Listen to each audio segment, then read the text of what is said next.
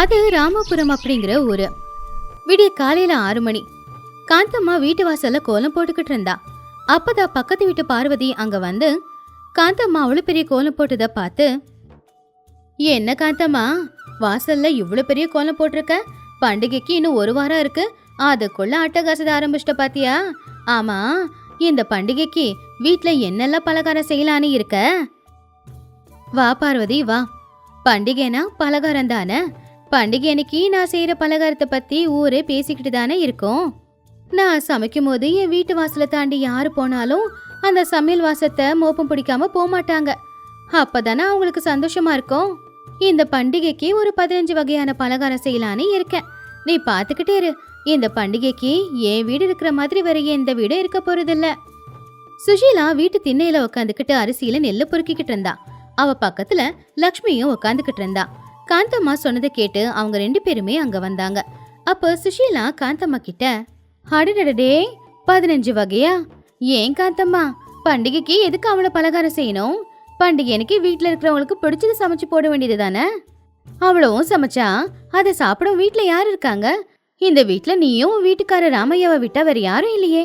இவ்வளவு தீ செஞ்சா எல்லாம் வீணா போயிடாதா? கடவுள் புண்ணியத்துல நினைச்சதை சமைச்சு சாப்பிடுற அந்த வாரம் நமக்கு இருக்கு. ஆனா உணவை வீணாக்க கூடாது. அப்போ காந்தம்மா கொஞ்சம் கோவமா, ஏன் சுஷீலா, ஏன் இப்படி சொல்ற?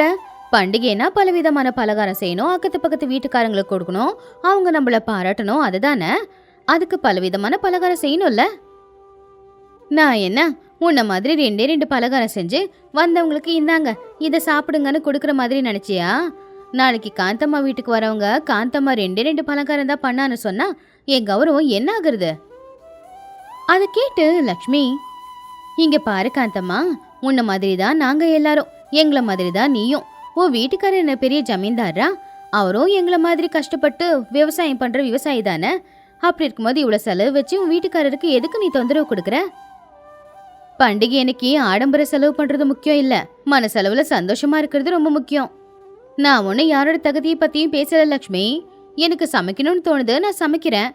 சுஷீலாவுக்கு என்ன சமைக்குதுன்னு தோணுதோ அவ சமைக்க போறா. நான் என் வீட்டுக்காரர்கிட்ட சொல்லி பாதாம் பருப்பு முந்திரி பருப்பு எல்லாத்தையும் வாங்கிட்டு வந்து இந்த தடவை பலவிதமான பலகாரம் செய்யத்தான் போறேன். பலகாரம் செஞ்சு இந்த ஊர்ல இருக்கிறவங்க எல்லாரும் அடடா காந்தம்மா வீட்டுல பண்டிகை நல்லா கோலாகலமா நடக்குதுன்னு சொல்ற மாதிரி பண்ணுவேன். சுஷீலா சிரிச்சுக்கிட்டே, சரி காந்தம்மா, உனக்கு எப்படி பண்டிகை கொண்டாடணும்னு தோணுதோ நீ கொண்டாடு. நானும் ஏதோ என்னால முடிஞ்ச 2 பலகாரத்தை செஞ்சு பண்டிகையை கொண்டாடிக்கிறேன். எல்லாரும் நல்லா இருக்கணும்னு நினைக்கிறது தானே இந்த பண்டிகைக்கு நல்லது. அப்ப பார்வதி காந்தம்மாவோட காதுல, பாத்தியா காந்தம்மா, நீ பலகாரம் செய்யறேன்னு சொன்னது சுஷீலாவுக்கு வயிறு எரியுது போல, அதனாலதான் அவ இப்படியெல்லாம் பேசுறா. இவங்க எல்லாரும் ஆச்சரியப்படுற அளவுக்கு நீ பலகாரத்தை செஞ்சு அசத்து. எல்லாரும் அவங்கவுங்க வேலையை செய்ய வீட்டுக்கு போயிட்டாங்க. சாயந்தர நேரம் ராமையா வயல் வேலையை செஞ்சு ரொம்ப அசதியா வீட்டுக்கு வந்தான். ஏங்க கேக்குதா?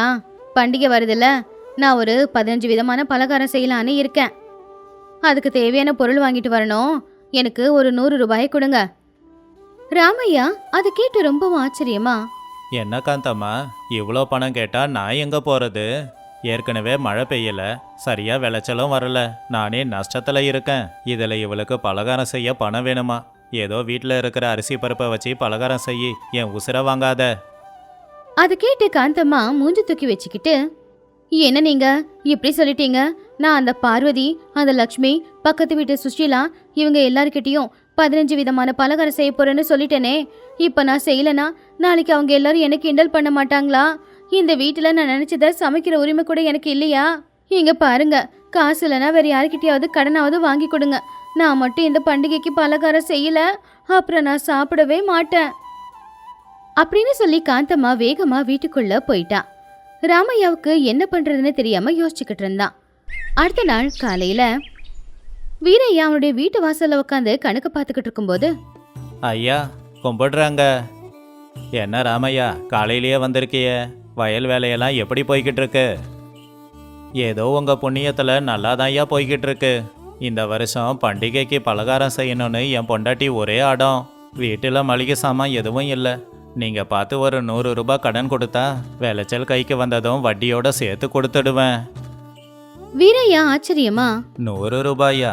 பண்டிகைக்கு பலகாரம் செய்ய 100 ரூபாய் வேணுமா ராமையா? உன் பொண்டாட்டி ஆடம்பரத்துக்காக கடன் கேட்குறா, அதை நீயும் வாங்கி கொடுக்கற. பலகாரம் மிஞ்சி போனா 1 வாரம் வருமா? அப்புறம் எல்லாருக்கும் கொடுத்துடுவீங்க. ஆனா நீ வாங்குற கடன் வட்டி மேல வட்டி போட்டு அதிகமாகிக்கிட்டே தான் இருக்கும். அதெல்லாம் எனக்கு தெரியாதா ஐயா? என் பொண்டாட்டி கேட்டாதானே. பக்கத்து வீட்டுக்காரங்க கூட பந்தயம் வச்சிருக்காளாம். பந்தயத்துக்காக உயிரை கூட கொடுப்பா அவ. பணம் கொடுக்கலன்னா சாப்பிட மாட்டேன்னு முறைச்சிக்கிட்டு உக்காந்துக்கிட்டு இருக்கா. அவளை அப்படி பார்க்க பிடிக்காம தான் பணம் கேட்டு வந்திருக்கேன். அதை கேட்டு வீரையா, சரி சரி, உனக்காக கொடுக்கறேன். உள்ள போய் பணத்தை எடுத்துட்டு வந்து கொடுத்து, மாசம் மாசம் வட்டியை மட்டும் சரியா கொடுத்துடு. இந்தா நீ கேட்ட பணம். ராமையா வீரையா கிட்ட வாங்கின காசை எடுத்துக்கிட்டு வீட்டுக்கு போனான். பண்டிகைக்கு 2 நாளைக்கு முன்னாடி லக்ஷ்மியும் சுஷீலாவும் வீட்டு வேலை செஞ்சுக்கிட்டு இருந்தாங்க. சுஷீலா, பண்டிகைக்கு என்ன பலகாரம் செய்ய போற? அங்க காந்தம்மாவை பாத்தியா? மூட்டை கணக்குல மளிகை சாமான் கொண்டு வந்து வச்சிருக்கா. பாட்டிலா நெய்யை கொண்டு வந்து வச்சிருக்கா. அவ வீடே கமகமன்னு மணக்குது. அவளை பார்க்கும்போது உனக்கு கோவம் வரல? நீ பழைய அரிசியே சுத்தம் செஞ்சுக்கிட்டு இருக்க. எனக்கு ஏன் கோவம் வரணும் லக்ஷ்மி? பண்டிகை அன்னைக்கு குண்டா நெய்யை ஊத்தி பலகாரத்தை செஞ்சு எல்லார்கிட்டயும் பாராட்டு வாங்குறது முக்கியம் இல்ல. என் வீட்டுக்காரு எனக்கு 10 ரூபாய் செலவுக்கு கொடுத்திருக்காரு. அதுல என்ன செய்ய முடியுமோ அதைத்தான் செய்யணும். அவரு கொடுத்த 10 ரூபாயில 2 ரூபாய் செலவு பண்ணி வெல்லம் வாங்கிட்டு வந்திருக்கேன். வீட்டுல இருக்கிற அரிசி அரைச்சி அதிரசம் பண்ணிடுவேன். மிச்சம் 8 ரூபாய சேமிச்சு வச்சுப்பேன். லக்ஷ்மி அது கேட்டு, அந்த 8 ரூபாயை எதுக்கு எடுத்து வச்ச சுஷீலா? அதுல ஏதாவது நல்ல புடவையை வாங்கிக்க வேண்டியது தானே? இல்ல உனக்கு பிடிச்ச வளையலாவது வாங்கிக்க வேண்டியது தானே? கையில பணம் இருந்துச்சுன்னா அது நமக்காகவே செலவு பண்ணிக்கணும்னு எதுவும் இல்லல்ல. பண்டிகை அன்னைக்கு நம்ம கிட்ட எல்லாருக்கும் நம்ம கொண்டாடுறோம். ஆனா எதுவுமே இல்லாதவங்க என்ன பண்ணுவாங்க? நம்ம ஊர் எல்லையில பாவம் ரங்கம்மா பாட்டி இருக்காங்க, ஞாபகம் இருக்கா? அவங்களுக்குன்னு யாரும் இல்ல. அவங்களுக்கு பலகாரம் செஞ்சு கொண்டு போய் கொடுத்து, அப்படியே அவங்களுக்காக அந்த பணத்துல ஒரு புது புடவை வாங்கி கொண்டு போய் கொடுத்தா அவங்க வயிறார பலகாரத்தை சாப்பிட்டு மனசார என்ன வாழ்த்துவாங்க. அதை விட வேற என்ன வேணும் எனக்கு? எனக்கு ஆடம்பரம் எல்லாம் வேண்டாம். நீ உண்மையிலே ரொம்ப நல்லவ சுஷீலா. உன்ன மாதிரி யோசிக்கிறவங்க எங்கோ சில பேர் தான் இருப்பாங்க. நீ சொன்ன மாதிரியே நானும் பாட்டிக்கு கொஞ்சம் உதவி செய்யறேன். காந்தம்மா அவளுடைய வீட்டுல அடுப்பு பத்த வச்சு பலவிதமான பலகாரங்களை செய்ய ஆரம்பிச்சா. அப்பதான் அந்த ஊர் எல்லையில இருக்கிற ரங்கம்மா பாட்டி காந்தம்மாவோட வீட்டுக்கு வந்தாங்க. அம்மா, காந்தம்மா, நான் சாப்பிட்டு 2 நாள் ஆச்சும்மா. என்னால பசி தாங்க முடியல. நீ வீட்ல ஏதோ பலகாரம் செய்யறேன்னு கேள்விப்பட்டேன். கொஞ்சோண்டு பலகாரம் இருந்தா கொடுமா. இல்ல உன் வீட்ல பழைய சோறு இருந்தாலும் பரவாயில்ல, அதையாவது கொடுமா. சாப்பிட்டு என்னோட பசியை தீர்த்துக்கிறேன். காந்தம்மா அதை கேட்டு கோவமா, அப்புறம் நான் செஞ்ச பலகாரத்தை இன்னும் சாமிக்கே வைக்கல. ஊர்ல இருக்கிற யாரும் என்னை பார்த்து பாராட்டவே இல்ல. அதுக்குள்ள உனக்கு நான் பலகாரத்தை கொடுக்கணுமா? இந்த பலகாரத்தை 10 பேர் பார்த்து என்னை பாராட்டணுங்கிறதுக்காக தான் செஞ்சேன். உனக்கு தானம் பண்ணணும்லாம் நான் செய்யல. முதல்ல நீங்க இருந்து கிளம்பு. ஏன் வாசல அழுக்காக்காத. ரங்கம்மா அழுதுகிட்டே பக்கத்து வீட்டுல இருக்கிற சுஷீலாவோட வீட்டுக்கு போனாங்க. சுஷீலா கிட்ட அழுதுகிட்டே, அம்மாடி சுஷீலா, சாப்பிட்டு 2 நாள் ஆகுதுமா. வீட்டுல ஏதாவது பழைய சோறாவது இருந்தா கொஞ்சம் போடுமா. பாட்டி, பசிக்குதா? வா உட்காரு. இன்னைக்கு உனக்கு சாப்பாடு போடுற புண்ணியம் எனக்கு கிடைச்சதுக்கு எனக்கு சந்தோஷம்தான். வந்து அந்த திண்ணையில உட்காரு.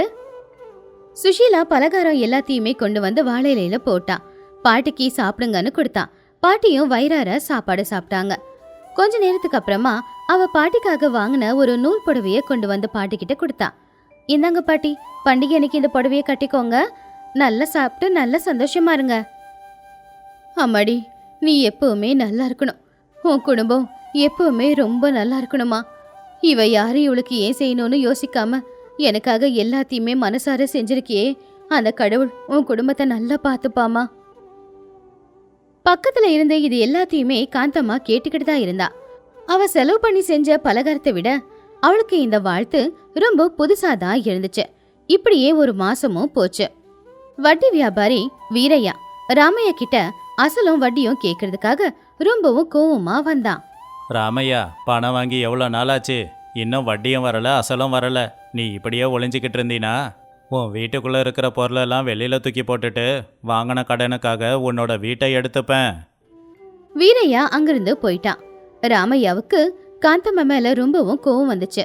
ராமையா கோவமா, பாத்தியா காந்தம்மா, உன்னோட ஆடம்பர சமையல் செலவுக்காக நான் வாங்கின கடனால இப்போ நம்ம வீடு போகிற நிலைமைக்கு வந்துடுச்சு. நடு தெருவில் தான் நிற்கணும் போல. 15 வகையான பலகாரம் செஞ்சு அப்படி யாருக்கு கொடுத்த? பாதி பலகாரம் வீணா தானே போச்சு. பக்கத்து வீட்டு சுசீலாவை பார்த்து கற்றுக்கோ. இருக்கிறத வச்சு 2 விதமான பலகாரம் பண்ணி ஊருக்கே தானம் பண்ணியிருக்கா. ஆனால் நீ என்னை நடுத்தெருவுக்கு கொண்டு வந்துட்ட. காந்தம்மா கண்ணுல கண்ணீரோட தலைகுனிஞ்சே நின்னா. அவ செஞ்ச முட்டாள்தனமான வேலைக்கு இன்னைக்கு அவளுடைய புருஷன் கஷ்டப்படுறத பார்த்து அவளும் கஷ்டப்பட்டா. அவ சுஷீலா கிட்ட போய், சுஷீலா, என்ன மன்னிச்சிடு. எனக்கு திமிரு ரொம்ப அதிகம். ஆடம்பர செலவு பண்ணி என் வீட்டுக்காருக்கு கடனை தான் கொண்டு வந்து சேர்த்தேன். இப்போ எங்க வீடு போற நிலைமையே வந்துருச்சு. அன்னைக்கு ஆடம்பரத்துக்காக நான் அவளை செலவு பண்ணாம இருந்திருந்தேனா இன்னைக்கு என் வீட்டுக்காரர் இவ்வளவு கடன்ல நின்று இருக்க மாட்டாரு. ஆனா நீ அன்னைக்கு அந்த பாட்டிக்கு ஒரு பொடி சாப்பாடு போட்டு ஒரு புடவை எடுத்து கொடுத்த. அதுக்கு அந்த பாட்டி உன்னை மனசார பாராட்டிட்டு போனாங்கல்ல. அழாத காந்தம்மா, தப்பு தெரிஞ்சுக்கிறதுக்கு ஒரு மனசு வேணும். இப்ப நீ செஞ்ச தப்பு புரிஞ்சுக்கிட்டல. இனிமே இந்த ஆடம்பர செலவெல்லாம் பண்ணாம உன் வீட்டுக்காரர் சம்பாதிக்கிறத வச்சு குடும்பத்தை நடத்த முயற்சி பண்ணு. முடிஞ்சா அதுல 4 காசு சேர்த்து வை. அப்பதான் கஷ்டப்பட்டு வர ஆம்பளைங்களுக்கும் கூட தான் பொண்டாட்டி எவ்வளவு திறமைசாலி அப்படின்னு பெருமையா பேசுவாங்க அப்படின்னு சுஷீலா சொன்னதை கேட்டு காந்தம்மாவும் சரி அப்படின்னு சந்தோஷமா சொன்னா. ஊரு முழுக்க அமைதியா இருந்தது. சூரியன் மேற்கு பக்கம் உதயிச்சுக்கிட்டு இருந்தான். பறவைங்களோட கிலக்கிலா சத்தத்துக்கு நடுவுல வேற எந்த சத்தமும் இருக்கல. குடிசை வீட்டு நடுவுல ஓட்டு வீடு. அது சீதாராமனோட வீடு. சீதா காலையில எந்திரிச்சு வாசலுக்கு தண்ணி தெளிச்சு கோலம் போட்டுக்கிட்டு அவ்வளோ குளிர்லயும் அவளோட மூஞ்சி ரொம்ப அழகா இருந்தது. அதே நேரத்துல காய்கறி கூடைய தலைமையில வச்சுக்கிட்டு கணக்கம் வந்தா. என்ன சீத்தம்மா, அதுக்குள்ள எந்திரிச்சிட்டியா? இன்னும் கோழியே கூவல, அதுக்குள்ள நீ எந்திரிச்சு வாசலுக்கு தண்ணி தெளிச்சு கோலம் எல்லாம் போட்டுட்ட? இன்னைக்கு கார்த்திகை திங்கக்கிழமை, என்ன விஷயத்த மறந்துட்டியா? குளிர் அதிகமா இருக்குன்னு வேலை செய்யாம இருக்க முடியுமா? குளிர் எவ்வளவுதான் இருந்தாலும் பொம்பளைங்க வேலை செய்யணும். இதெல்லாம் நான் மறப்பேனா? எல்லாமே நம்ம தலை எழுத்து. என்னதான் பண்டிகை இருந்தாலும் இந்த வீட்டுல இருக்கிற ராமையா வேலைக்கு போனாதானே முடியும். அவரு காலையிலேயே எந்திரிச்சு வயலுக்கு போயிட்டாரு. என்ன, ராமையண்ண அதுக்குள்ள வேலைக்கு கிளம்பி போயிட்டாரா? பாவம் ராமையண்ண. நேத்து நான் சந்தையில பார்த்தேன், முகமே வாடி போய் இருந்துச்சு. ஏன், சரியா விளைச்சல் வரலையா? ஏதோ கவலையா? சீதாவும் கவலையோட, ஆமாண்டி சீதா, இந்த வருஷம் விளைச்சல் நல்லா விளையல. வெயில் அதிகமாயி தண்ணி கூட இல்லாம வயலெல்லாம் காஞ்சி போயிருக்கு. அதே கவலை தான் அவருக்கு. இன்னைக்கு எனக்கு பிறந்த நாள். அது கூட அவருக்கு ஞாபகம் இருக்கா இல்லையான்னு தெரியல. காலையில எந்திரிச்சு என் முகத்தை கூட பார்க்காம தலை குனிஞ்சுக்கிட்டே போயிட்டாரு. என்ன, இவளுக்கு துணி வாங்கி கொடுக்கல, ஒரு முழம் பூ கூட வாங்கி கொடுக்கலன்னு கவலை இருக்குதோ என்னமோ. சீதா, உனக்கு ஒண்ணுமே தெரியலடி.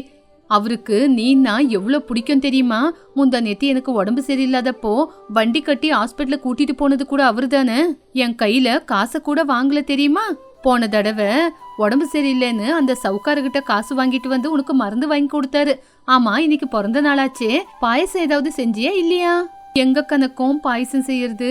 வீட்டுல இருந்த ஒரு புடி அரிசியை தான் அவருக்கு சாப்பாடு செஞ்சு கொடுத்தேன். அதை தான் எடுத்துட்டு போயிருக்காரு. மத்தியானம் வரும்போது கஞ்சியாவது இருக்குதோ இல்லையோ. பாவம், எனக்கு நகை நட்டு எதுவுமே வேண்டாம். அவரு சந்தோஷமா இருந்தா அதுதான் எனக்கு பெரிய சொத்து. சீதா, உன் மனசு வெண்ணடி. அந்த கடவுள் உன் மனசு பார்த்து உனக்கு நல்லதே செய்வாரு. சரி, நான் அந்த கௌரம்மா வீட்டுக்கு போய் காய்கறி கொடுக்கணும். லேட் ஆயிடுச்சுன்னா திட்டுவாங்க. பயங்கரமான வெயில். பொம்பளைங்க எல்லாம் தண்ணி எடுக்கிறதுக்காக ஆத்தங்கரைக்கு வந்தாங்க. கௌரம்மா புது பட்டுப்புடவை கட்டிக்கிட்டு கழுத்து நிறைய நகைய போட்டுக்கிட்டு கையில வளையல சத்தத்தோட வந்தாங்க. தன்னோட கையில இருக்கிற தங்க வளையல எல்லா பொம்பளைங்களுக்கு தெரியற மாதிரி சத்தம் போட்டு, ஏ கமலா, அந்த குடம் தண்ணிய நிதானமா கொண்டு வாடி. எங்கேயாவது தண்ணி என் மேல பட்டுருச்சுன்னு வச்சுக்கோ, என்னோட பட்டுப்புடவையெல்லாம் நாசமாயிடும். என் வீட்டுக்காரு பட்டணத்துல இருந்து எனக்காக பட்டு புடவையும் தங்க நகையும் வாங்கிட்டு வந்தாரு. விலை ஆயுசு முழுக்க உங்களால சம்பாதிக்க முடியாது. அம்மா, நிதானமாதாமா எடுத்துட்டு வரேன். ஐயா உங்க மேல எவ்வளவு பாசம் இருந்தா இதை வாங்கிட்டு வந்து கொடுத்திருப்பாங்க. உங்கள மாதிரி யாருக்கிட்டையும் புடவை இல்ல. நேத்து என்னோட பிறந்த நாள் இல்லையா? நேத்து காலையிலேயே இந்த தங்க வளையல என் கையில போட்டு, கௌரி நீ மகாலட்சுமி, உன் கை வெறும் கையா இருக்க கூடாது, இந்த உனக்காக தங்க வளையல் வாங்கிட்டு வந்தேன்னு போட்டு விட்டாரு. என் வீட்டுக்காரர் மாதிரி யாராவது வருவாங்களா? நான் அதிர்ஷ்டசாலி. அந்த மாதிரி வாழ்க்கை எனக்கு கிடைச்சிருக்கு. சீதா பக்கம் பார்த்து நக்கலா சிரிச்சுக்கிட்டு, சீதா, இன்னைக்கு உன்னோட பிறந்த நாள் இல்லையா? உன் வீட்டுக்காரரு தங்க வளையல் இல்லனாலும் குப்பி வளையலாச்சு வாங்கி தந்தாரா இல்லையா? அவரு எங்க வாங்கி கொடுப்பாரு? பாவம், அவரே கஷ்டத்துல இருக்காரு. கூலி வேலையை செஞ்சு செஞ்சு அவரே கஷ்டப்படுறாரு. இன்னும் உனக்கு எங்க வாங்கிட்டு வந்து தருவாரு? அம்மா, அவர் எனக்கு கிடைச்சதே நான் செஞ்ச புண்ணியம். எனக்காக கஷ்டப்பட்டு வேர்வை சிந்தி 4 வாய் சாப்பாடு போடுறாருல்ல, அதுவே எனக்கு பெரிய சொத்து. அவரோட நேர்மையை முன்னாடி வேற எனக்கு என்ன வேணும்? தங்க நகை, பட்டு புடவை, இத யாரு வேணாலும் திருடிக்கிட்டு போலாம். என் மேல இருக்கிற பாசத்தை யாராவது திருட முடியுமா? ஆமாண்டி சீதா, நீ உண்மையதான் சொல்ற. பண நகை இன்னைக்கு வரும், நாளைக்கு போவோம். பாசம் வருமா? கௌரி, நீ பணக்காரியா இருக்கலாம், இருந்தாலும் சீதா கண்ணுல இருக்கிற நிம்மதி உன் கண்ணுல இருக்கா? அவ புருஷன் கூலி வேலை செஞ்சாலும் அவளை மகாராணி மாதிரி பாத்துக்கிறாரு. என்ன ரங்கமத்தை, நீங்க என்ன இவளுக்கு சப்போர்ட் பண்ணி பேசுறீங்களா? பட்டு புடவை, நகை, நட்டு இதெல்லாம் போட்டுக்கிட்ட வராத சந்தோஷம் இவ புருஷன் இவளுக்கு சம்பாதிச்சு கொண்டு வந்து போடுறதுல கிடைக்குதா? எனக்கு இந்த கௌரவம் போதும். ராமையா கிட்ட நாளைக்கு காலையில சமைச்சு சாப்பிடுறதுக்கு அரிசியாவது இருக்குதான்னு பாக்க சொல்லுங்க. கமலா மெதுவா ரங்கம்மா காதுல யாருக்கும் கேட்காத மாதிரி, ரங்கம்மத்தை, நேத்து நைட்டு ஐயா வந்து அம்மா மூஞ்சில வளையல தூக்கி விசிறடிச்சாரு. அது அம்மா வெளியில சொல்லல. இந்த விஷயத்த வெளியே சொன்னா அவங்க மரியாதை தானே போகும். நைட்ல எப்பவுமே சண்டை போட்டுக்கிட்டு அழுந்துகிட்டே தூங்குவாங்க. சரி சரி, அவ காதுல விழுந்தா சண்டை வரப்போகுது. வாங்கம்மா, எல்லாரும் கிளம்பலாம். சீதா, உன் புருஷன் வர நேரம் ஆயிடுச்சு, சீக்கிரமா கிளம்புமா. அவனுக்கு போய் ஏதாவது சமைச்சு கொடு. வரங்கத்த, அம்மா போயிட்டு வரேங்கம்மா அப்படின்னு சீதா அங்கிருந்து கிளம்புனா. சூரியன் அஸ்தமாயிடுச்சு. புருஷன் வீட்டுக்கு வரல. புருஷனுக்காக காத்துக்கிட்டு இருந்தா. ராமையா வயல்ல வேலையை முடிச்சுக்கிட்டு வந்தாரு. ராமையா ரொம்ப அசதியோட வேலை செஞ்சு வீட்டுக்கு நடந்து வந்தாரு. வந்தவரு ரொம்ப சோர்வாயி திண்ண மேல உக்காந்தாரு. சீதா ராமையாவுக்கு ஒரு சொம்புல தண்ணி கொண்டு வந்து காலுகிட்டயே வச்சா. சீதா, என்ன மன்னிச்சிடு. காலையில உன் முகத்தை பார்க்காம ஓடி போயிட்டேன். உன் கண்ணுல இருக்கிற ஆசையை பார்த்து பதில் சொல்ல முடியாம போயிட்டேன். ஏங்க அப்படி பேசுறீங்க? காலையில போன மனுஷன் பச்சை தண்ணி கூட குடிக்காம வாடி போய் வந்திருக்கீங்க. மூஞ்செல்லாம் வாடி போயிருக்கு. நீங்க வெயில்ல கஷ்டப்பட்டுக்கிட்டு வந்தா என் மனசு கேக்குமாங்க? இப்படி உக்காருங்க, உங்களுக்கு கஞ்சி காய்ச்சி கொண்டு வரேன்.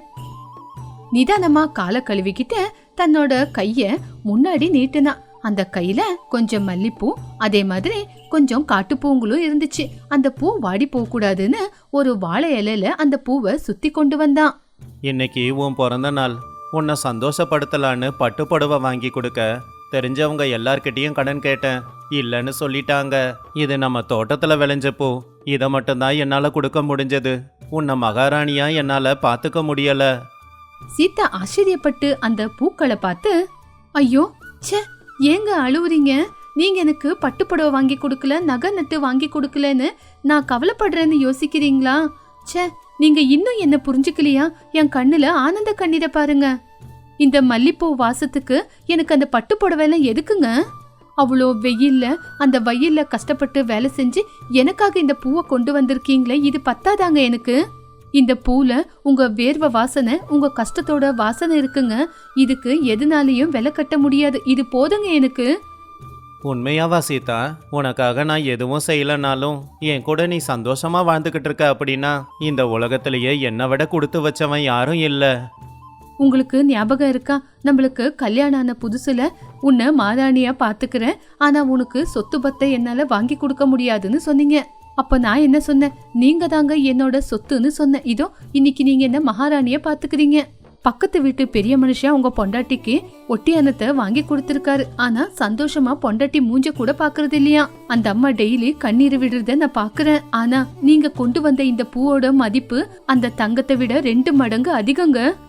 சீதா அந்த பூவை எடுத்து தலையில வச்சுக்கிட்டு புருஷன் முன்னாடி வெக்கப்பட்டுக்கிட்டு நின்னு, பாத்தீங்களா இப்ப நான் எவ்வளவு அழகா இருக்கேன்? எந்த நகையாவது இதுக்கு ஈடாகுமா? எனக்கு உங்க சிரிப்பு போதும், இந்த பூ போதும். வாங்க, சுட சுட சாப்பாடு கொடுக்கறேன். ராமையா சிரிச்சுக்கிட்டே, நீ என் பக்கத்துல இருந்தா எனக்கு எந்த கஷ்டமும் தெரியாது சீதா. நீ என் கூட இருந்தா போதும். சரி, எனக்கு சாப்பாடு போடு. சீதா பேசிக்கிட்டே இருக்கும்போது கௌரம்மா, ரங்கம்மா, கனக்கம்மா அந்த வழியா போனாங்க. சீதா ராமையாவோட அந்யோன்யத்தை பார்த்து அவங்க எல்லாரும் ஆச்சரியப்பட்டு நின்னாங்க. சீதா தலை நிறைய பூவோட சாப்பாட புருஷனுக்கு ஊட்டி விடுறது அவங்க கண்ணுக்கு பட்டது.